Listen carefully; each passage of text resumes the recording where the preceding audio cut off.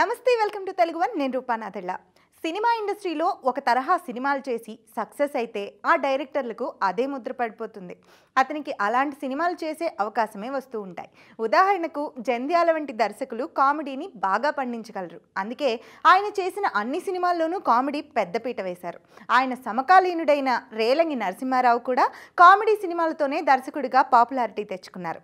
రాజేంద్ర ప్రసాద్ వంటి హీరోతో 32, చంద్రమోహన్తో 18 సినిమాలు చేశారంటే కామెడీ డైరెక్టర్గా రేలంగి నరసింహారావు అప్పట్లో ఎంత ఫామ్లో ఉన్నారో అర్థం చేసుకోవచ్చు.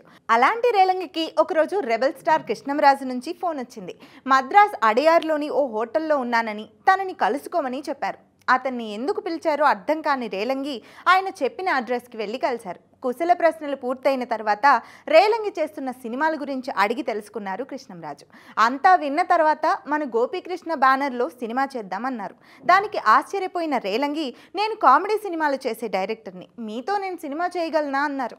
అంటే నేను కామెడీ చేయలేనని మీ అభిప్రాయమా అని అడిగారు కృష్ణంరాజు. అది నా ఉద్దేశం కాదు సార్, మీరు ఎప్పుడూ చేయలేదు కదా అన్నారు రేలంగి. సరే అయితే నా ఇమేజ్కి తగిన సినిమాయే చేద్దాం, కథ గురించి ఆలోచించండి అని చెప్పారు కృష్ణంరాజు. ఎవరి దగ్గర కథ తీసుకుందామనే విషయంలో కొన్ని రోజులు చర్చలు జరిగాయి. ఆ తర్వాత ఓ రచయిత తన దగ్గర నుంచి కథ ఉందని వచ్చాడు. కృష్ణంరాజు, సూర్యనారాయణరాజు, రేలంగి సమక్షంలో ఆ రచయిత ఓ కథ చెప్పారు. అది అందరికీ విపరీతంగా నచ్చింది. దాని మీద వర్కౌట్ చేయమని చెప్పారు కృష్ణంరాజు. సినిమా ఓకే అనుకున్నారు. ఓ పాట రికార్డింగ్ కోసం మంచి రోజు కూడా ఫిక్స్ చేసుకున్నారు. ఇదిలా ఉంటే రాజేంద్ర ప్రసాద్ హీరోగా రేలంగి చేసిన చిక్కుడు దొరకడు సినిమా రిలీజ్కి వచ్చింది. ఆ సినిమా నిర్మాత వెంకన్న బాబు రేలంగికి ఫోన్ చేసి 2 రోజులు రాగలరా అని అడిగారు. ఆ విషయాన్ని కృష్ణంరాజుకు చెప్పారు రేలంగి.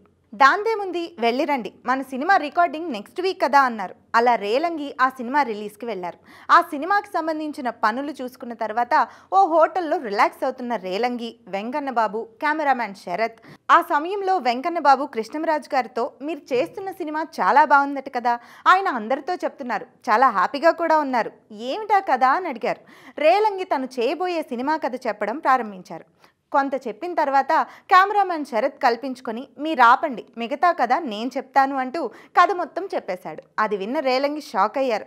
ఇది చిరంజీవి చేసిన కిరాతకుడు కథ, యథావిధిగా మీకు చెప్పాడు ఆ రచయిత అన్నాడు శరత్. దానికి వెంకన్నబాబు, నాకు కూడా కథ చెప్తుంటే సినిమా చూసినట్లుగానే అనిపించింది అన్నారు. వెంటనే కృష్ణంరాజుకి ఫోన్ చేసి విషయం చెప్పారు రేలంగి. కానీ ఆయన నమ్మలేదు. ఏదో 1-2 సీన్స్ ఇందులో కలిసే ఉంటాయి, మనం చూసుకుందాంలే అన్నారు. మద్రాస్ వెళ్ళిన తర్వాత కిరాతకుడు సినిమా క్యాసెట్ తెప్పించుకొని చూశారు రేలంగి. శరత్ చెప్పినట్లు యాజ్ ఇట్ ఈజ్గా ఉందని ఫీల్ అయ్యారు ఆయన. మర్నాడు ఆ క్యాసెట్ను కృష్ణంరాజుకి ఇచ్చి చూడమన్నారు.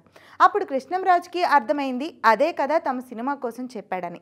ఇక ఏం చేయాలో అర్థం కాక మళ్ళీ కొత్త కథ కోసం అన్వేషణ మొదలుపెట్టారు రేలంగి. ఆ సమయంలో ఓంకార్ చెప్పిన కథ అందరికీ నచ్చింది. దాన్ని వర్కౌట్ చేసి తమ బ్యానర్లోనే భారీ కాస్టింగ్తో సినిమా ప్రారంభించారు కృష్ణంరాజు. ఆ సినిమా పేరు యమధర్మరాజు. అప్పటి వరకు అన్ని కామెడీ సినిమాలే చేసిన రేలంగి తన కెరీర్ ప్రారంభంలో సుమన్, భానుచందర్లతో 2 కిలాడీలు అనే యాక్షన్ సినిమా చేశారు. ఆ అనుభవంతో యమధర్మరాజు చిత్రాన్ని మరింత కేర్ తీసుకొని కృష్ణంరాజు ఇమేజ్కి తగ్గట్లుగా రూపొందించారు. కానీ ఆ సినిమా ఫ్లాప్ అయింది. అలా కృష్ణంరాజు హీరోగా రేలంగి నరసింహారావు చేద్దామనుకున్న సినిమా రకరకాల మలుపులు తిరిగి చివరికి ఫ్లాప్గా నిలిచింది.